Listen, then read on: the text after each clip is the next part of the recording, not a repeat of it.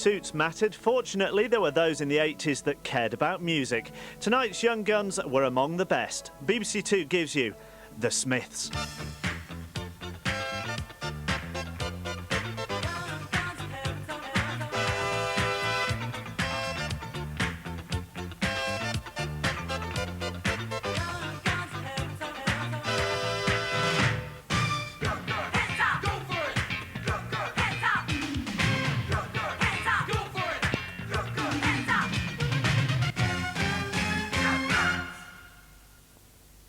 Sort of two up, two down, it's grim up north sort of scene. I was only aware.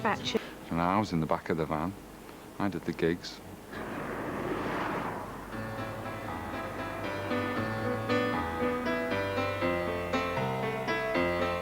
The Smiths story begins in late 70s Manchester, where Stephen Morrissey was a shadowy presence on the periphery of the emerging punk scene. I was quite advanced when I was at school. And when I left school, it seemed that all these really oafish clods from school were making tremendous progress and had wonderfully large cars and lots of money, and I seemed to be constantly waiting for a bus that never came. In those days, you've got to remember, it's a very sort of aggressive time. I mean, Manchester still is quite a violent place. And, you know, it was quite an intimidating atmosphere, and he seemed to kind of float above all that. At the time, he was just someone you just kind of saw and sort of sniggered at. He always just seemed to be leaning against somewhere, or just pulling away, or disappearing around the corner. You know, obviously it was arming himself. I think he had an attempt to sing with the nosebleeds, but they didn't like his songs. I think they found the gender confusion upsetting, being just regular lads. When he had his self-styled period of isolation for years in his room, he was planning. I never had a social life. I never left the house. I just simply sat in and read and watched television and done all the things that in life are generally considered to be quite negative and quite soul-destroying. And I would write furiously. It was the thing that helped. But also you have to have a grain of hope, which is a very difficult thing to have. At some point in the early 80s, he slipped me a cassette of him singing his unaccompanied songs very, very quietly with a little note saying, "I have to whisper because my mum's in the next room." One of the songs was called Wake Up Johnny, and a few months later, Johnny knocked on Morrissey's door and woke him up.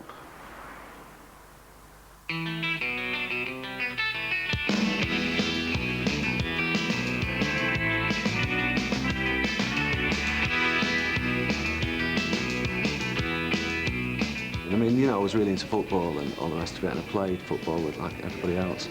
But it came a long way second to music. I mean, I knew from that 11, 12 sort of period that that was it, really, and that's what I wanted to do. Johnny's a really great guitar player. He was one of those rare examples of a person who, you know, his ability managed to live up to his hype. You know, he kind of was he was a hustler. The people I liked were people on the hustle, you know. Andrew Oldham, Stone's manager, and Phil Spector. Brian Jones, the way he got the Stones together. I thought it was really cool to be running around hyper and making things happen. Young lad bounds in, didn't know him, says, "Hi, my name's Johnny Marr. I'm a frustrated musician." He was magnetic, Johnny. Joe showed me this documentary about Lieber and Stoller. One of them, I can't remember which, was writing music or words and needed a partner and heard about the other guy. And I remember in the documentary said, well, I just went up to his door and knocked on the door and said, "Here I am, let's do it." So I had a eureka moment then. Ah, right, okay. I remember that guy Morrissey, that was pretty good, you know. So we got on the bus one day and we went to his house and knocked on the door. I think at that time he'd given up the idea of it ever happening for him. It must have been really weird for him. Just out of the blue, door opens and this hyperactive flash git, you know, the massive quiff, just goes, ah. I was discovered, if you like, by Johnny, the guitarist. He just came and unearthed me one day and insisted that we collaborate, and I was just there dying and he rescued me. It's been very nice. We had Joe's resources and my resourcefulness and Morrissey's drive. We were on a mission. You know, we were taking the world on. We planned a strategy and the Smiths emerged immediately. Good times for a change. See, the luck I've had can make a good man turn bad. So please, please, please, let me get what I want this time. With his mentor Joe Moss installed as manager, Johnny Marr brought in old friend Andy Rourke and Mike Joyce to complete the lineup. They were also roped in by Johnny. Andy Rourke on bass and Mike Joyce on drums. They're just the most capable musicians that I came across in Manchester, and it's a perfect little family. I met Johnny at school when I was about 12, 13. I got a call from him saying he was going to do a demo down at Decibel Studios, and they've got Mike in on drums. And just could have come down and do some bass playing. I'd never even heard these songs before. Morrissey said very, very little. He just kind of prowled around the room, basically, had a long tweed coat on, and just walked up and down. Just kind of a couple of furtive glances over at me and back down again. And I felt as though he just thought I was stupid. I just felt a bit intimidated by him. Not because it was Morrissey, because of course he wasn't. It was a bloke called Steve. It could definitely be a bit strange. He kept himself to himself. I don't think he wanted to get close to people because he wanted autonomy, and he wanted the freedom to be able to break relationships with people and keep it professional. He was different with me than he was with everybody else. I couldn't have given my music to anybody else who appreciated it more, because he just fell in love with it. And that went on all the way through the band, in that, you know, in many ways, you know, he was my biggest fan, really. It was, I suppose it was a very passionate friendship, and I don't necessarily mean that in a sexual way. Morrissey would always talk to me in very awed terms about Johnny's abilities, and likewise Johnny would always talk, you know, of Morrissey in a very awed way. Me being literary and Johnny with his melodic ideas emerged together so successfully. I can't explain it, it's really quite natural. We just follow nature, and there you have it. The sun shines out above behind. No, it's not like any other road. This one is different because it's road. And in God, we can go wherever we please. And everything depends upon how near you stand to me. And if the people stare, then the people stare.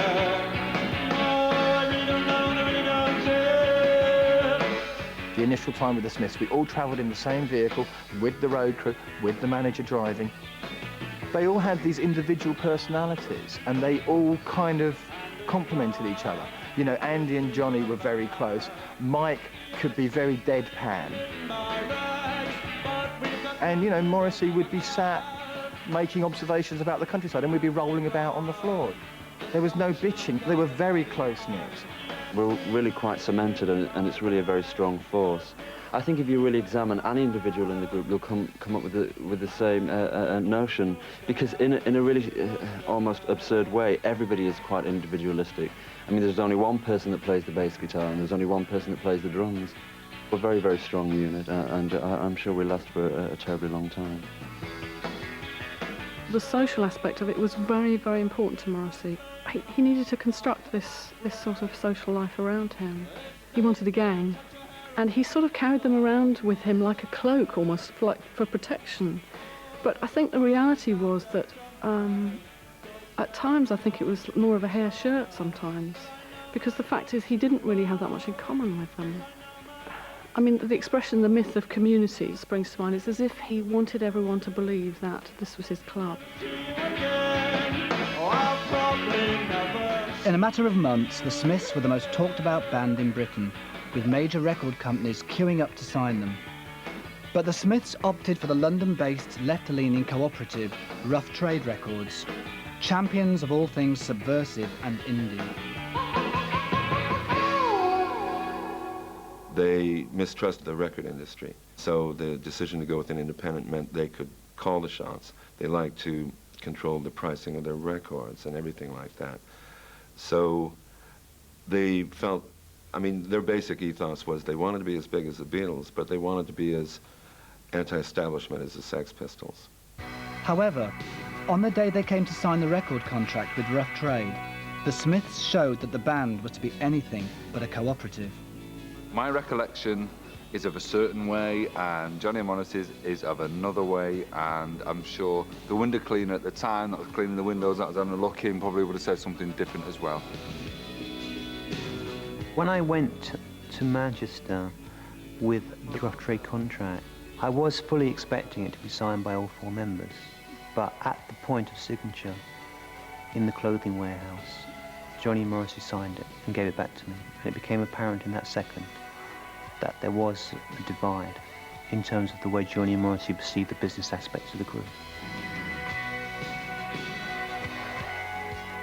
There was only 2 spaces for the signatures.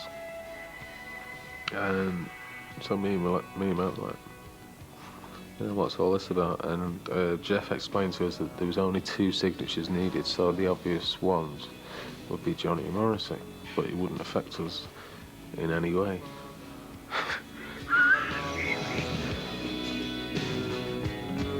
I certainly didn't instigate.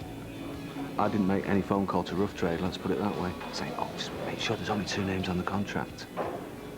This wasn't in my sphere of consciousness. It's not like something I would have thought of, you know. Somebody did. Somebody did, yeah. And you'd have to maybe ask somebody else about that. What bothered me was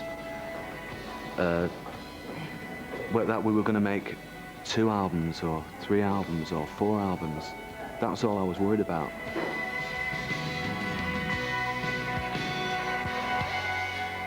I'm not a session player. I'm the drummer in the Smiths. The Smiths signed a deal with Rough Trade. Johnny and Morrissey sign it. I've signed a deal with Rough Trade. Obviously, things panned out differently. But what I didn't know, and which I found out, is that Johnny and Morrissey wrote on a little card around that time that they were the Smiths. Everybody else around them can be sacked at any point. Nobody else can disagree with anything that Johnny and Morrissey say, and they both signed it in the presence of Joe. Air and glitter and everything, and it was just overpowering. But sometimes when you see some of the kind of people that are on stage and some of the groups that are on stage, it looks as though it's some kind of incredibly exotic, formulated, strange world that they live in, pop music lives in.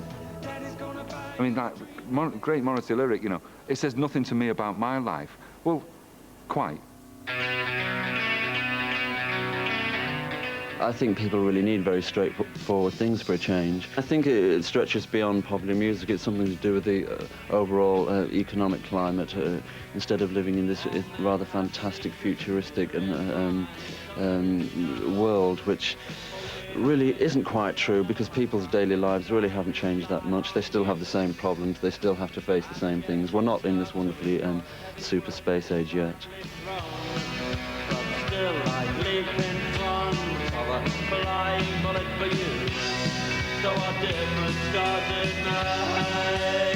They were glamorous in their own way, but not traditionally.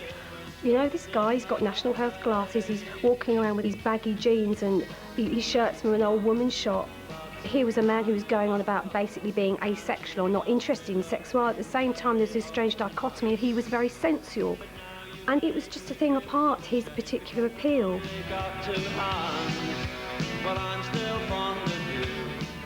Morrissey, especially, and the band in general, had almost an equal amount of male and female fans. All those lyrics spoke to both sides, and I'm sure it spoke to a lot of gay people who were in the closet, and yet it gave them, you know, sort of an inner strength. It didn't say, come out. It said exactly the opposite, appreciate this. And because this is what I am, and I'm conducting my life in public. By now, Morrissey and the Smiths had an adoring following, who had made them the biggest guitar band in Britain. Their passionate bond with their audience was built upon a constant stream of singles and albums and a relentless touring schedule. The Smiths were the Smiths all the time, you know, really. Very rarely did we have any time off in that whole 5 years. We were always in the studio or touring, you know, and the audience were expecting the singles, you know, when's the next one, what's the sleeve going to be like, what are the B-sides going to be like, because that was really important to us. It's kind of like a relationship between us and the audience.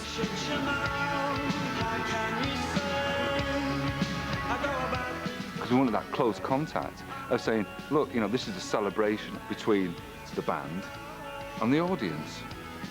We were actually just trying to make people understand a certain kind of music that doesn't necessarily have to be us and them. While they were breaking down barriers with their public, the private business arrangements of the Smiths continued to divide the group, a situation underlined even before the release of their first album by a dramatic evening in Pluto Studios in Manchester. You're doing a vocal, and then he nipped out for some water or some crisps or something, and then half an hour went by and he wasn't back, and then another half an hour went by and he still wasn't back. We're thinking, oh, right. And 2 hours went by and 3 hours went by, and we didn't know where he was, couldn't find him. And then later on that evening, we got a phone call from Jeff Travis at Rough Trade saying he's in Rough Trade and he's not coming back until you sort out the business. So he didn't come back until the business was sorted out. Before he moved on with the band, he wanted to have it firmly established as to what each person was going to be earning out of it. And as far as he was concerned, that was Johnny's job to do that with Mike and Andy. Johnny had brought them in. Morrissey doesn't want to be having to go doing that. Johnny Marr came in and said, I'm going to leave the band, and Morrissey wants me and him to get a higher percentage, or more money. And Johnny said, if you don't accept it, I'm going to leave the band. If Johnny Marr would have come in and said, I'm going to leave the band because Morrissey wants some more money, I'm going to stay if we all get equal amount. It's a different kind of, slightly, very important, but a slightly different way of looking at it. All me and Mike were trying to do was stop Johnny leaving the band, which I hope he, in hindsight, you know, realises was a good thing. As far as Morrissey was concerned, that was sorted out then. Although it's well documented that Morrissey doesn't like to write things down. We didn't come to an agreement that we were going to get 25%. There was no agreement that we were going to get less. The way in which the Smiths led their business lives, and you know, Morrissey's brilliant sort of avoidance of responsibility for any of his actions, you know, perhaps meant they didn't sort out some of the more basic aspects of their business partnership. And I think the whole way the project worked was that things were talked about, whispered in corridors, and you know, mumbled and discussed briefly. And that was a meeting, and that was a decision, and that's where action happened, and that's the way that it worked for the entire period. As soon as Jeff Travis was speaking to me, I knew that, well, that was it for me then. Because, you know, if Morrissey couldn't come to me to sort that out, which I would have sorted it out for him without question, because that was the role. that there was too much of a division then for me to be able to stay, and I realised that if I stayed, that it was going to put a strain on Morrissey's relationship with Johnny. Joe was going, which was unfathomable to me and really, really did my head in. Because, you know, our sort of, you know, father figure was gone, you know. Once Joe had gone, once he went to America, things changed a great deal, I think. And from then on, you know, that's when they're asking Morrissey, please come and do this stuff, and Morrissey maybe wouldn't turn up, or, you know, he'd cancel a European tour, or whatever it was. Would you like to marry me? And if you like it, by the ring, she doesn't care about anything. Nothing happened without Morrissey. If Morrissey didn't get out of bed, we all went home. And believe me, that happened more often than not. We once canceled a European tour with loads of televisions, lots of live dates, at the immigration control at Heathrow. And I'm going, come on, everybody, let's go. Morrissey's standing there, ooh, problem. He doesn't want to go. Is it because he doesn't want to fly? Is it because he thought this is a bad reason? Is he ill? He just didn't want to go. We all turned around. There was no questioning that. If Morrissey didn't go, nobody went.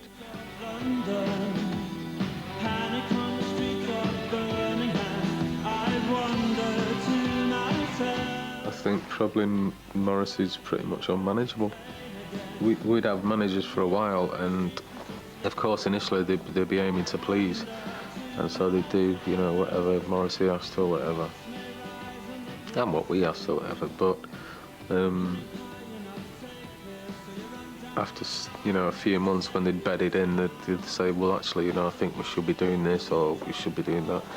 And I think if Morrissey said no, we're not doing that, then if they didn't agree, they'd be fired.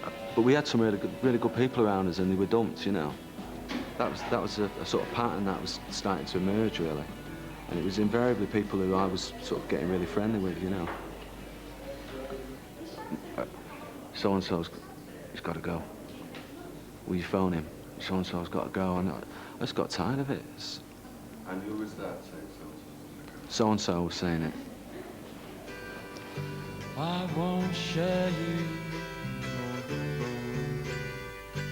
I won't share you with the drive and ambition, the zeal I feel. This is my time. That was the chemistry of the relationship, in that there was inevitably two camps, and a truce was made between those worlds to create this work. And when the intrigues and the politics of the camps began to intrude on the work, that's when I think it fell apart. Yes, no, no, no, no, no, no, no, no, no, no, no. It started to just come to my mind over a period of like maybe 18 months that, well, there is one solution. I mean, it was just something I didn't even want to think about, you know. I thought, well, God, you know, well, what's the solution here, you know? And then we did the last album, which is actually my favourite album. But directly after making it, things started to get a bit weird. The atmosphere was really weird between us. And, you know, and I said, right, well, that's it now, you know. I fancy a 2-week holiday, you know. And I was just treated like a pariah.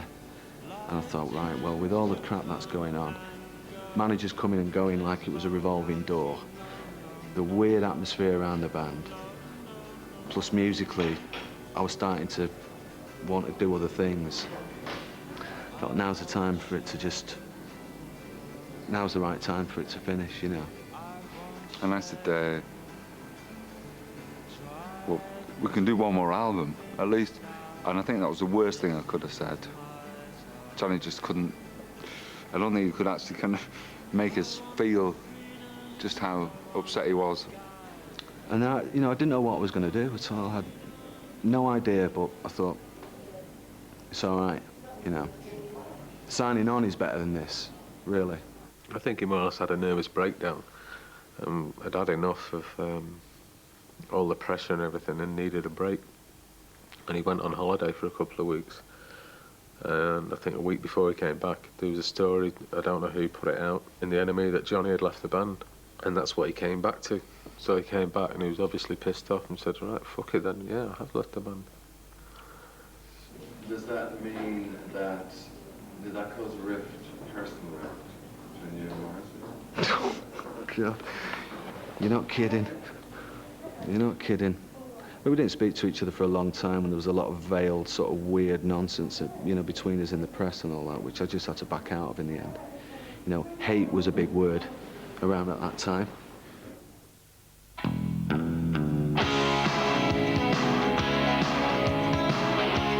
Ten years later, Morrissey and Marr were back together, but this time in the High Court in London to defend an action brought by drummer Mike Joyce, who successfully claimed an equal share of the Smiths' record royalties. Bassist Andy Rourke settled out of court and continues to receive 10%. Morrissey, who declined to take part in this film, has petitioned the House of Lords to get this judgment overturned. With a half-faced three-word gesture, I started something, forced you to a zone, and you were clearly never meant to go. Hair brushed and parted, typical me, I started something, and now I'm not too sure. To me, they mean the best band out of England from between 1982 to 87. And the best band in the world at that time, best rock band, without anyone coming anywhere near us, touch us.